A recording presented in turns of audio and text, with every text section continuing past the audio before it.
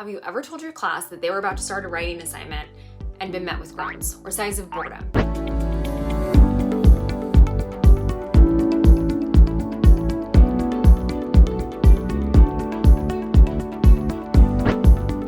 And if you're being honest, maybe you're even dreading it because now you have 32 meh, kind of okay papers that are filled with random evidence and explanations that make zero sense to you. But what if I told you that there was a very fun activity that taught the power behind the 2 magic sentences that could really turn your students' text-dependent writing around, like 180?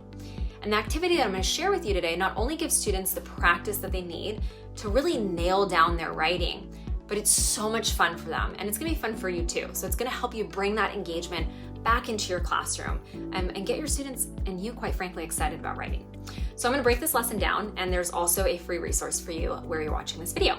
So you're going to explain to students that they have been called upon to solve a mystery, and it is the case of the stolen pearls. And so you'll pass out the actual text of this case of the stolen pearls, and you'll read it out loud with your students.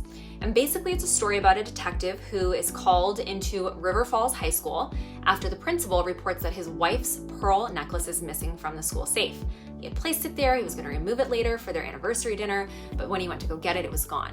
So 3 teachers happened to have been on campus when the pearls went missing, and they're all called in for questioning in this story.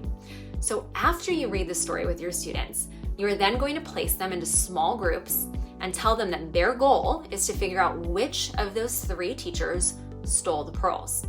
However, students must use evidence from the text to support their reasoning.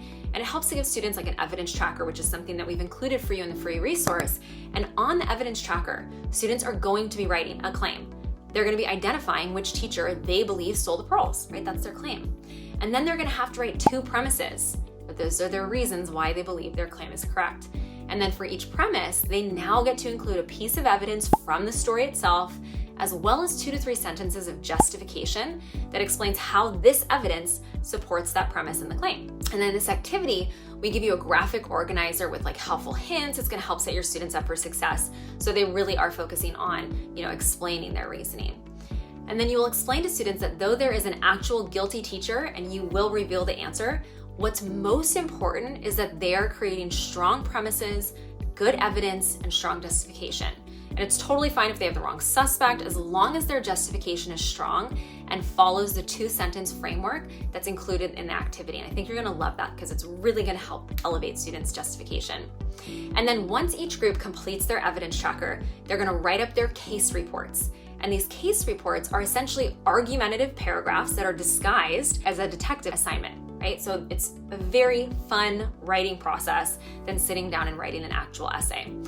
So after each group is finished, have a representative from each group share their case report with the class. And it's really fun to keep track of how many groups think a particular teacher is the suspect. You might want to write that on the board, or the guilty suspect rather. So after all of the groups have shared, you can then share the actual culprit with your students and go over the evidence from the text that proves that this person is in fact guilty. You can even explain to students that this case report is really just an argumentative paragraph after you've completed it, and then students can use the same writing framework from another activity with another argumentative writing unit too.